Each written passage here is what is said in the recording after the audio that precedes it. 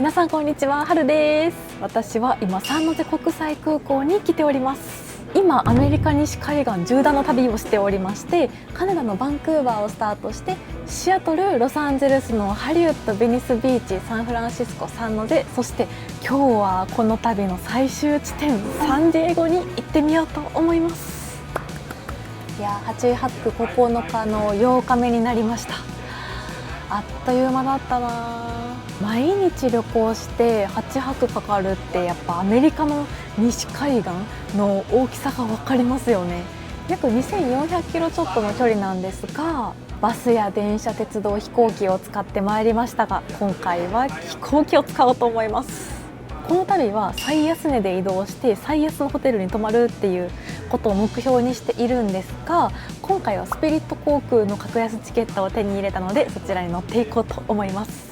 あと日本に帰った時にオフ会を開催して皆さんにお渡しするようなプレゼント、お土産を買うっていう旅も並行して行っておりますので、サンディエゴでも可愛いお土産がゲットできたらなと思います。では今回も一緒に行った気分で楽しんでいってください。それではレッツゴー。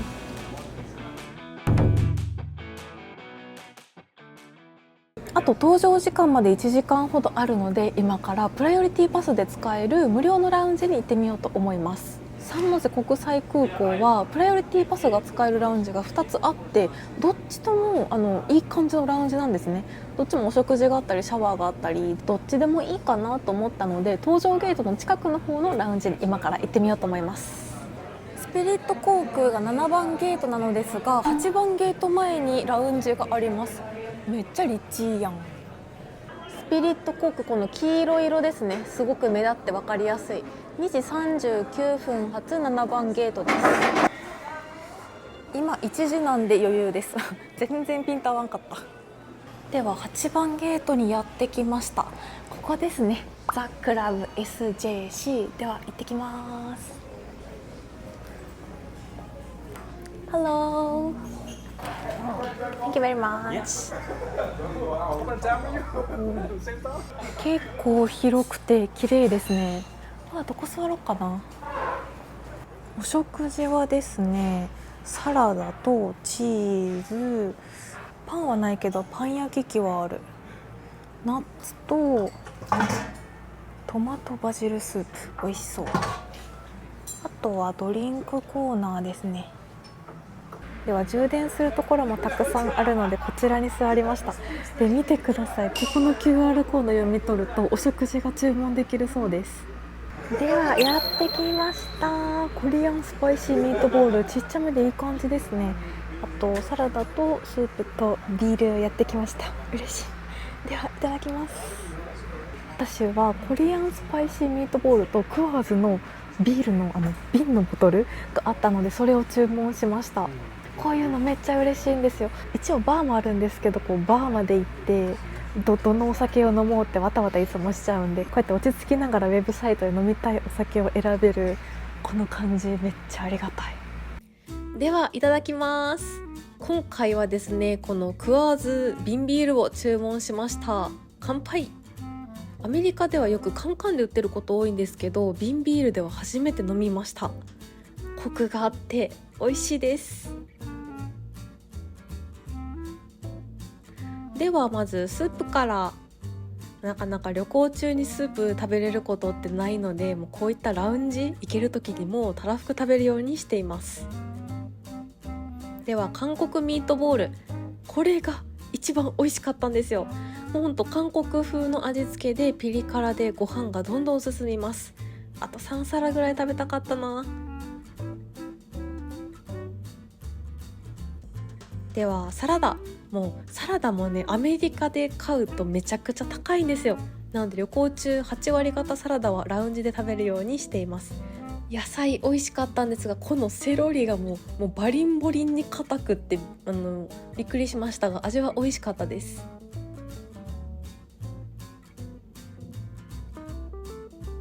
このサイズ感でビール飲めるの嬉しいですよね。ではごちそうさまでした。今からゲートに向かいます。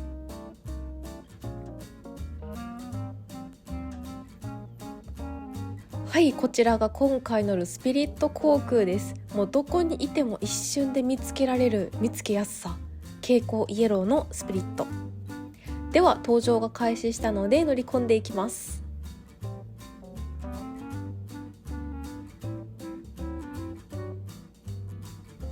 はい、では行ってみましょう。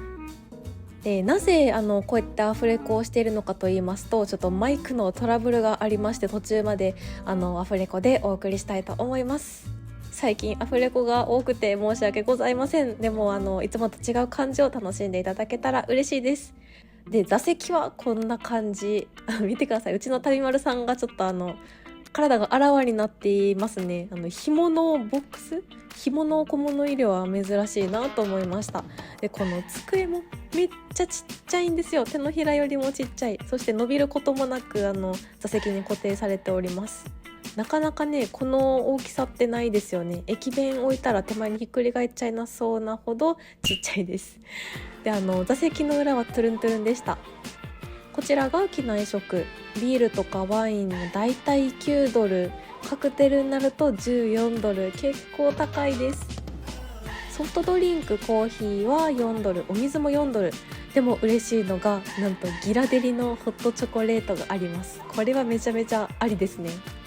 で、スナック系も結構ありまして、コンボもたくさんあるんですが、もうだいたい3000円とかもそう4000円ぐらいのコンボもありますね。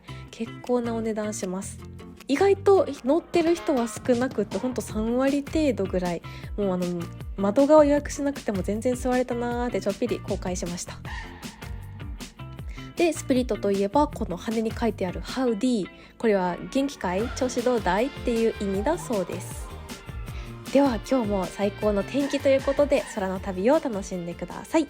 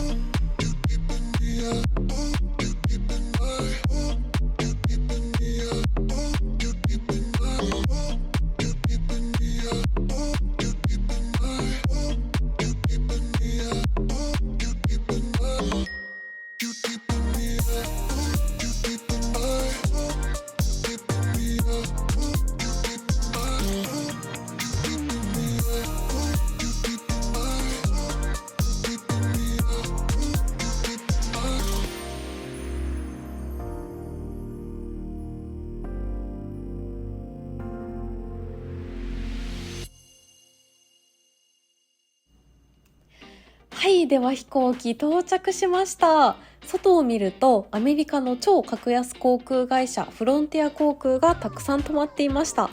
この航空会社面白いのが、全ての機体に全部違う動物がプリントされてるんです。これ可愛いですよね。ちなみにこのフロンティア航空は ULCC といって LCC よりももっと安いっていう意味の航空会社なんです。どのくらいの値段で乗れるんでしょうか。いつか乗ってみたい航空会社です。はい、ではサンディエゴ国際空港到着です。なんだこの人の多さは。なんかもう年末の新幹線の乗り場みたいなぐらい人がたくさんいます。サンディエゴから外に行かれる方すごい多いみたいですね。では到着です。雲一つない青い空、ザ・サンディエゴ。ではホテルへ向かおうと思います。出口を出るとすぐバス停があるんですが、片道2ドル50セントで乗ることができちゃいます。もうすぐバスやってきました。ありがたい。いちいちカードを買わなくても乗れるっていうのがありがたいですよね。では2ドル50セント現金でお支払いです。お釣りは返ってこないので気をつけましょう。私はもうこういう乗り物だいたい端っこが好きなんで、一番後ろに座ろうと思います。あ、いい感じに足置き場があった。ではホテル向かいましょう。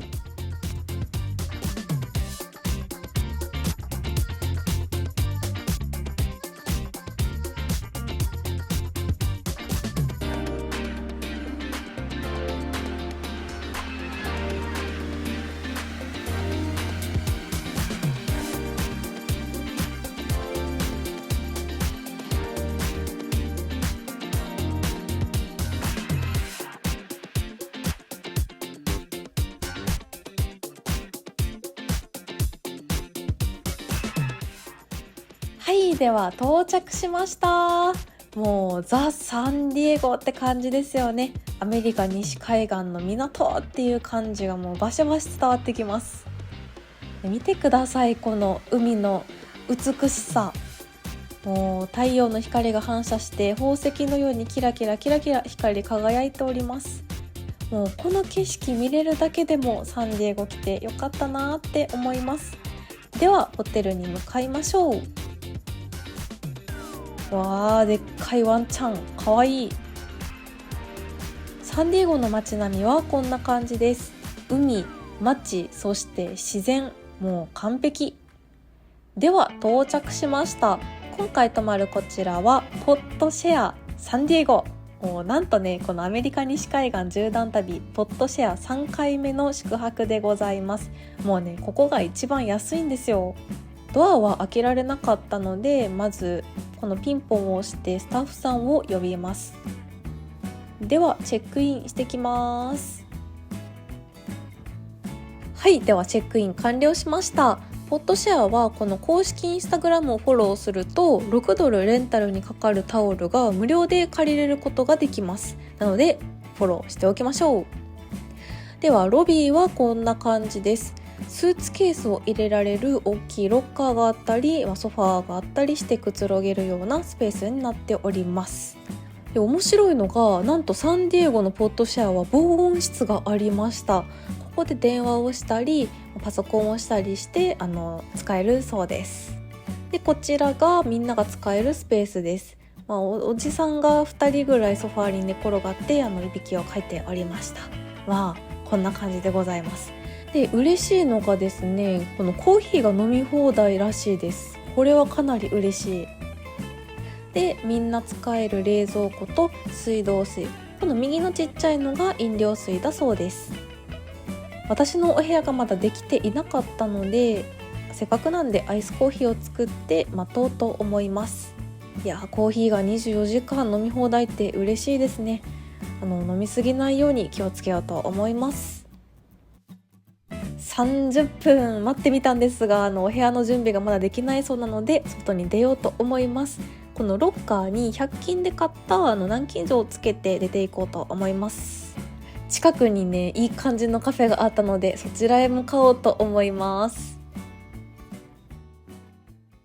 ポットトシェアからちょっと歩くとすぐこのリトルイタリーに来ることができちゃいます。ここは前回のサンディエゴ動画でも行ったんですが、観光地なんですけども、もうほぼレストランしかないです。ですがイタリアの雰囲気を楽しみながらイタリアの美味しいご飯が食べれるっていう素敵な場所なので、晩ご飯にちょっと来たりとか、ワインとおつまみちょっとつまんでいこうかみたいな感じで来ると楽しめるかなと思います。ポットシェアってゲストハウスのような感じでいろんな人がやっぱり住んでたりするんですけども、もう値段が安いっていうのと立地が最強っていうのがあるんですよね。なので、料金を安くしたい方、もうあまり時間がなくてパッと観光に行きたい方にはおすすめなお宿でございます。では今日私はこちらのカフェに行こうと思います。ここは口コミで Wi-Fi がまあ強めっていうのとコーヒーが美味しそうだったのでこちらにしました。メニューはこんな感じ。コーヒーの一番上のメニューがキャラメルラテだったので美味しいのかなと思いこちらを注文しました。税金込みで$6 20セント。はい、すぐやってきました。ではこちらで今日は編集をしようと思います。充電するスペースなんですが、このお店の端っこの方と奥のカウンター席があるんですけど、そこにしかありませんでした。今気づいちゃった。三の字の後半からマイクの声が全部入ってなかった。辛すぎる。新しく DJI のマイクを購入したんですけど、やっぱ撮影中に画面をタッチしちゃって勝手に音声オフみたいに切り替わることがすごい多くって、それを防ごうと思って画面ロックの方法を学んだんですよ。それでもう絶対大丈夫だと思ってちょこちょこ動画音声入ってるか確認しなかったんですよね、三の瀬のあたりから。そしたらなんとマイクと携帯を接続する部分が 0.5 ミリぐらいずれてて、ずれてるって全く気づかず今まで撮影してました。マジか。なんとキャラメル入ってなかったからシロップお願いしますって言ったら新しく作ってくれました。優しい、ありがとうございます。なんと動画の素材をパソコンに入れるのを忘れてしまった。なんかついてないな今日。次ハリウッドの動画を出すんですけど、一回ポッドシェアに帰ってハリウッドの動画のデータが入ってる SSD を持ってまたここに戻ってこようと思います。なんかダメだ、今日ダメな日だ。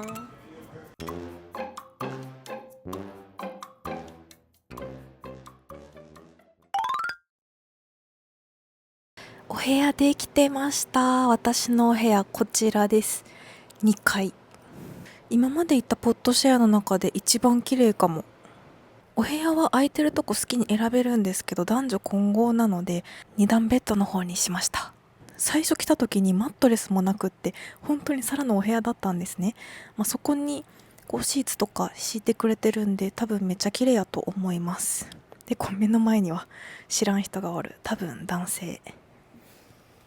お部屋は準備できたということでちょっと SSD だけ取っていきます。ここにもトイレあるじゃん。冷蔵庫とか流しなどもあります。道の途中に春ママっていうラーメン屋さんがあった春ママだって。めっちゃおしゃれな感じ。では準備整ったんで編集頑張ってきます。はい、では夜の10時になりました。もうカフェが閉まっちゃったので今からホテルに帰ろうと思います。で編集が半分ぐらいしか終わってなくって、今日ゆっくりご飯食べる時間ないのでスーパーマーケットに行こうと思ったんですが、この辺り夜の10時にまで開いてるスーパーないんですよね。なので今からセブンイレブンに行ってちょっと軽食を買ってホテルに帰ろうと思います。めっちゃでかい。私の顔よりでかいです。しかもちゃんと温めてくれてる。ではいただきます。おいし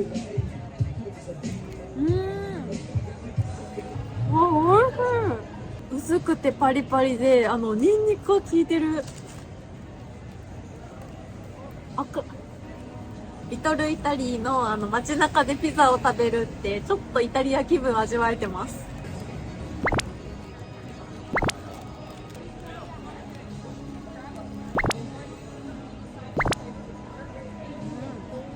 回サンディエゴ来た時に夕日がすっごい綺麗だったんですね。なのでちょっと夕日もう一回見たかったけど、でも前回はリトルイタリーでご飯食べたりとかはしなかったんで、これはこれで外にあんま出てないけど観光気分を楽しめてます。ちなみにこのピザ6ドルぐらいでした。もう明日バンクーバー帰っちゃうんですよね。なんか短かったような早かったような、一緒か短かったと早かった一緒か。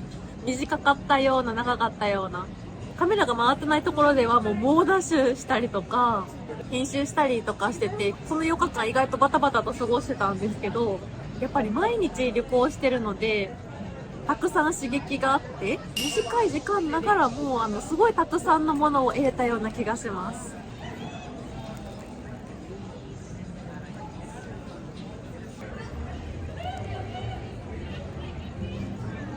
ではごちそうさまでした。今からホテルに帰ります。10時に消灯って早すぎでしょ。小学生が寝る時間や。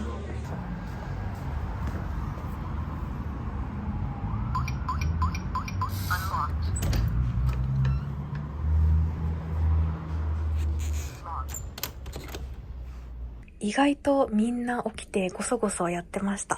私はこの防音室で編集の続きをしようと思います。夜中の1時になりました。やっと編集が一段落して、ここのポッドシェアの Wi-Fi ではもう絶対に動画上がらないんで、バンクーバーにいるハルデイリーチームに編集内容だけ送ってあっちで上げてもらうことにしました。間に合うといいけどちょっと不安がいっぱい。でもこれは待ってても仕方ないので一旦お風呂に行ってきます。手洗いとシャワールーム、こんな感じです。2つありました。一応浴槽もあるけどまあ使わないでしょう。お湯はね、あったかくなるまでに結構時間かかるのと、水圧がそんなに良くなくて三角です。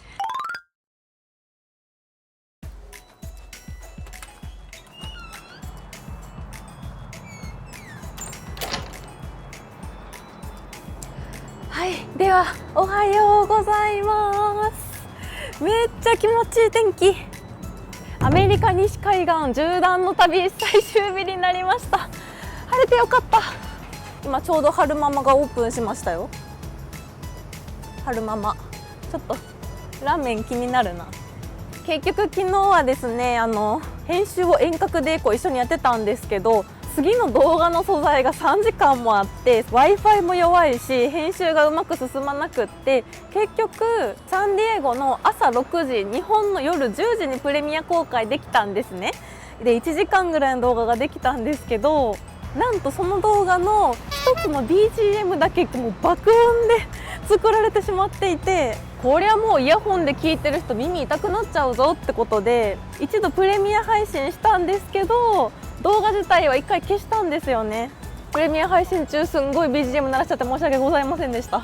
でもみんなディスコみたいな感じで言ってくれて、もなんてみんな優しいんだと思いました。もういつもありがとうございます。一応今日の夜中、日付が変わる頃にはバンクーバーに着く予定なので、またその後同じ動画の BGM 調整した版をプレミア配信しようと思います。今日の予定なんですが、昨日の夜来たリトルイタリーに来ております。なんとですね、今日土曜日なんですけど、毎週土曜日はファーマーズマーケットがやってるらしいです。今日はこのファーマーズマーケットで朝ごはんを食べてから港の方にお散歩に行ってみようと思います。あとお土産探しですね。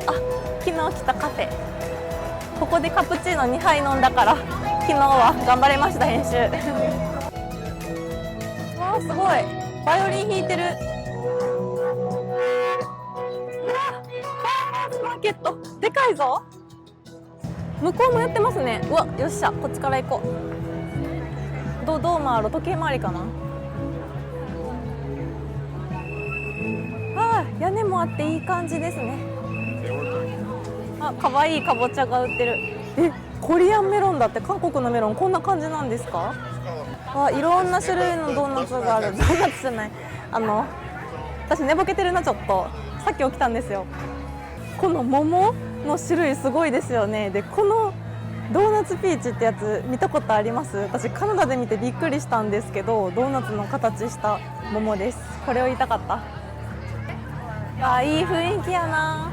きっとイタリアに行ったらこういう朝市やってるんでしょうね。オレンジ色のひまわり、不思議。葉っぱまでシソみたいな色になってます。花束1つ18ドルです。わあ、すっごい綺麗。ちょっと歩き疲れたらいつでもこういうカフェとかレストラン入れるので立地も最強ですね。待って、すごい、向こうまである。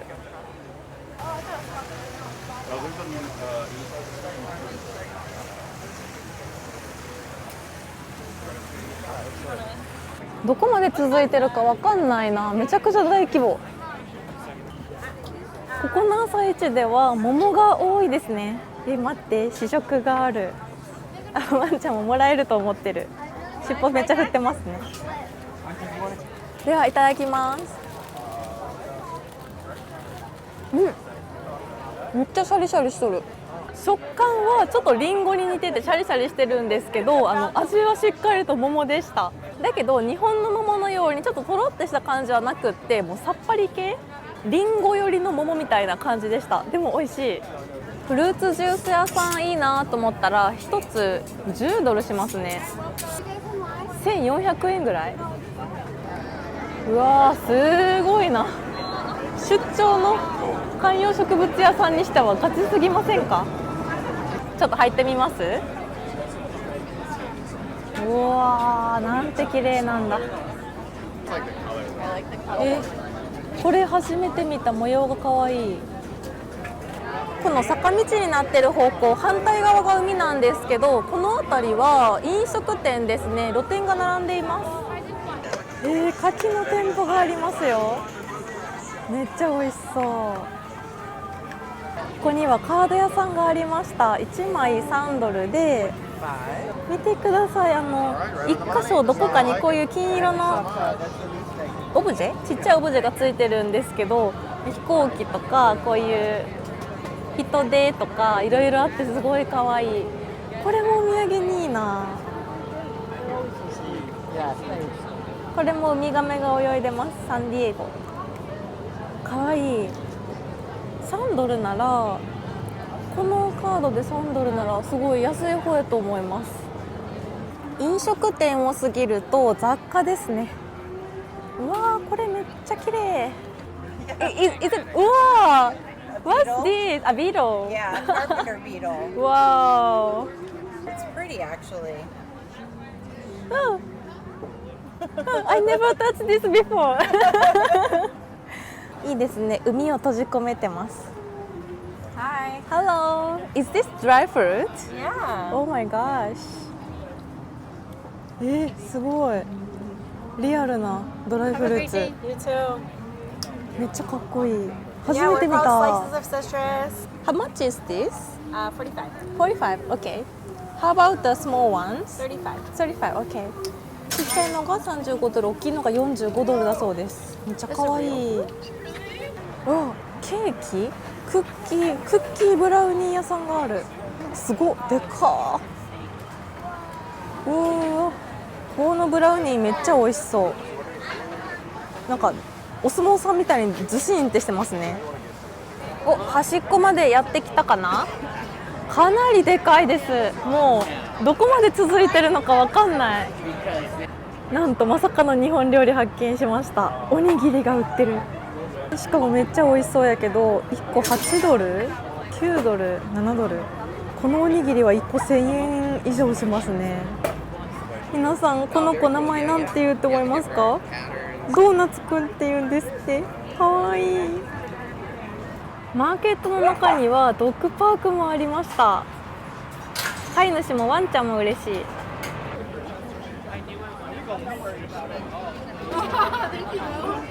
今日の朝ごはんはこのアボカドトーストを食べようと思います。シンプルなものからチーズとかトマトとか乗ったものがあるんですが、せっかくなんでも一番豪華なこの BLT を頼もうと思います。ココナッツベーコンってなんだろう、初めて聞いた。あとアイス抹茶ラテが6ドルであるそうなので、これも頼んでみようと思います。 Hello、can I get BLT with ice matcha latte? 抹茶がやってきました。美味しそう。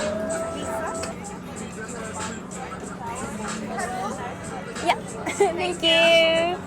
うわー、豪華だ。いい感じの噴水があったのでここで食べようと思います。足元にねめっちゃ唐辛子落ちてる。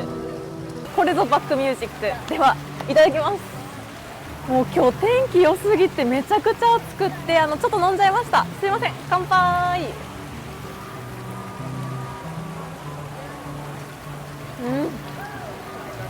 美味しい。お菓子の抹茶とかじゃなくってちゃんとした抹茶の味なんですよ。それに日本よりもちょっと甘さを加えたような感じ。思ったよりレベル高いこっちの抹茶ラテ、すごい美しい。では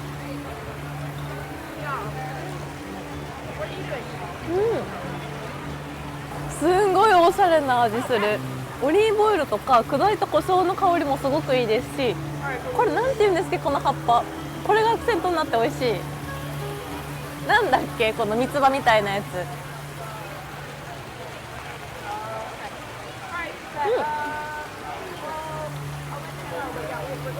ベーコンキャッチした。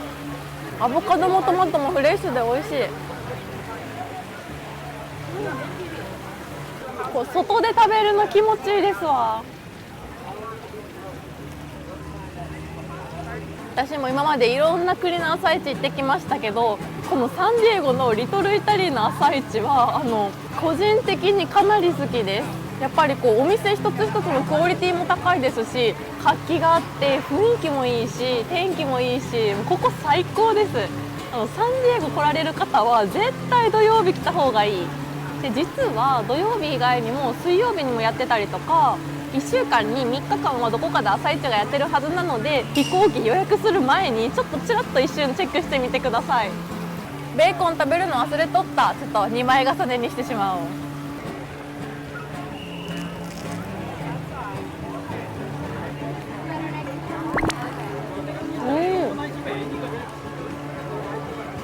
ベーコン美味しい。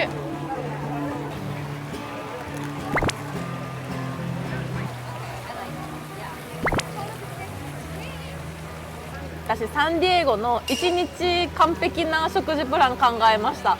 まず土曜日の朝一にこのリトルイタリーの朝一で朝ごはんを食べて、サンディエゴってトップガンの撮影地となったレストランがあるんですね。そこでお昼ご飯にリブステーキを食べて、私も今日着てるんですけど、このトップガンの T シャツ、それもねそのレストランで買いました。めっちゃ可愛いですよね。そんでサンディエゴって港のヨットハーバーの方にこう夕日が落ちるんですね。なのでその夕日を見ながら海岸沿いでディナーを食べるっていう、いかがでしょうか。むしろ私がやってみたい。それ海岸沿いで夕日見ながらディナーとかやってみたいわ。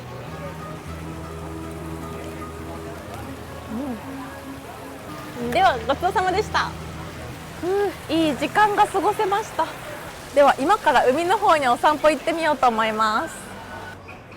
すごい色してるネックレスもつけてるの。うわー、かき氷みたい。ハワイにこういうかき氷ありますよね。いやなんかドーナツくんや。ドーナツくん持った。奇跡のコラボ。知り合いなんかな。いや違うっぽいな。ハロー、動画撮っていいよって言われました。はーい。かわいい。いやー、ふわふわや。すごい。うわ、尻尾もかわいい。Ali, nice to meet you. Wow. Do you have a YouTube channel? Yeah. Really? Ali Wow. Rock YouTube. Okay, I will check it. Oh, Yeah, thank you very much. Yeah, you're welcome. なんとね、YouTube チャンネルあるらしいので、皆さんよかったら見てみてください。やばい、サンディエゴワンちゃん天国。2匹とも靴下履いてる。では海辺の方にやってきました。なんかねフェスティバルやってると思ったらパプトピアって書いてるんですよ。ワンちゃんのお祭り。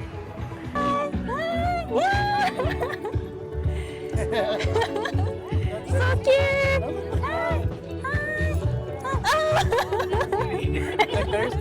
みんな優しいな。ワンちゃん触らせてくれて。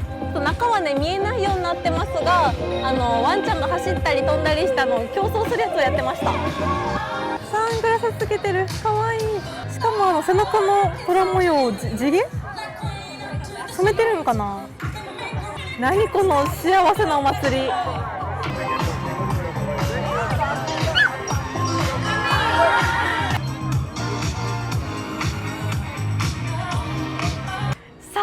に到着しましたよ。じゃじゃーんめっちゃ多い。お、飛行機の音がする。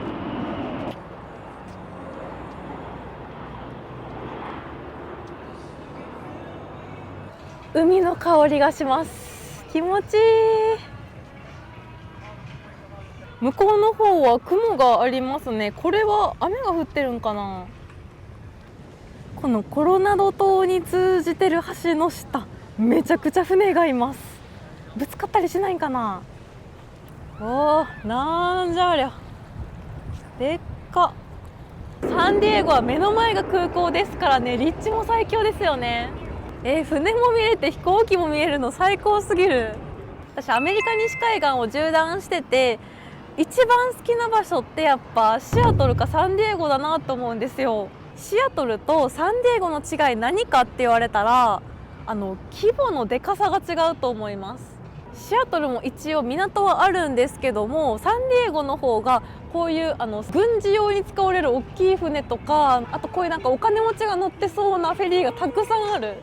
もしアメリカ西海岸どこか一箇所好きなとこ住んでいいよって言われたら、もうサンディエゴにしようと思います。いや、そんなことないと思いますけど、一応言っときます。では今からお散歩しながら動画撮りますので、皆さんも一緒にお散歩気分で楽しんでいってください。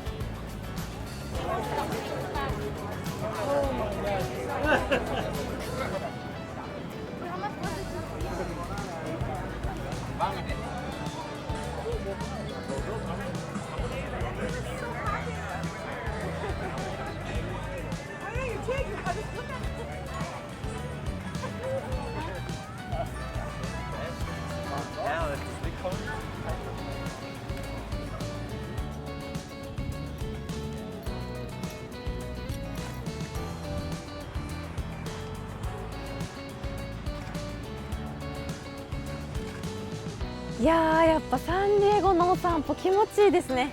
やっぱ海側に来るとかなり海風が強くって、30分くらい歩いて結構汗かいてたんですけど、こっちに来てカラッと乾きました。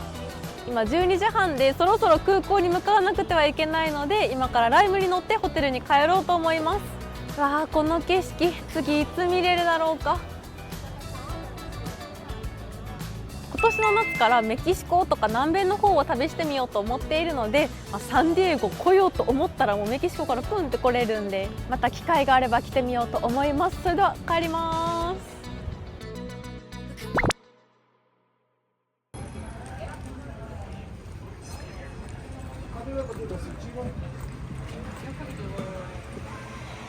ふらーっと入ったお土産屋さんのキーチェーンがめちゃくちゃ可愛かったです。これお土産にしようかな。こういう透明系のもの、サンディエゴって書いてるものか、こういうすりガラス系、可愛いな。涼しげでいい感じですね。ベニスビーチで買ったミニカート、全く同じものが売ってました。あっちでは2つで10ドルだったんですけど、こっちは2つで17ドルですね。この透明なキーホルダーと人手のすりガラスのキーホルダーにしました。右は女性、左なら男性でもいけるっていう感じで選びました。いや、大好きなサンディエゴのお土産、どなたの手に渡るんでしょうか。オフ会楽しみです。こちら私が前回行ったトップガンの撮影地のカンザスシティバーベキューです。なんとね、外まで行列ができております。よし、では空港に向かいます。お世話になりました。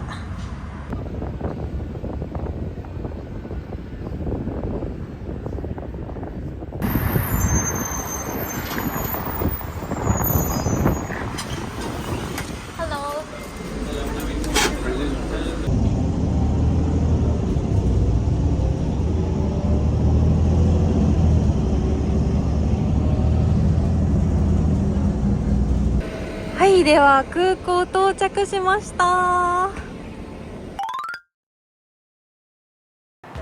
い、ということでサンディエゴ旅これにて終了となります。皆さんサンディエゴの回いかがでしたか？今回の西海岸縦断旅はもう最安値で移動&最安値のホテルに泊まるっていう目標を掲げていたので、なんと3泊もポートシェアという安宿ドミトリーに泊まったんですが、もう最優先順位が価格っていう方はぜひポートシェア泊まってみてください。あとリトルイタリーの朝市もめちゃくちゃ良かったです。いや、また機会があれば来てみたいな。本当に西海岸の中でも特に思い出深い場所になりました。ということで今回の動画はこちらで終わろうと思います。今春デイリー登録者10万人目指して頑張っておりますので、ぜひいいねとチャンネル登録よろしくお願いします。では次回の動画はこのサンディエゴ国際空港からサンフランシスコ国際空港を乗り継いでバンクーバー国際空港へ向かうっていう超ロングランなフライトではありますが、ラウンジも使えますし、今日めっちゃ天気いいですし、フライト楽しみにしていてください。最後までご視聴ありがとうございました。それでは次回の旅でお会いしましょう。バイバーイ。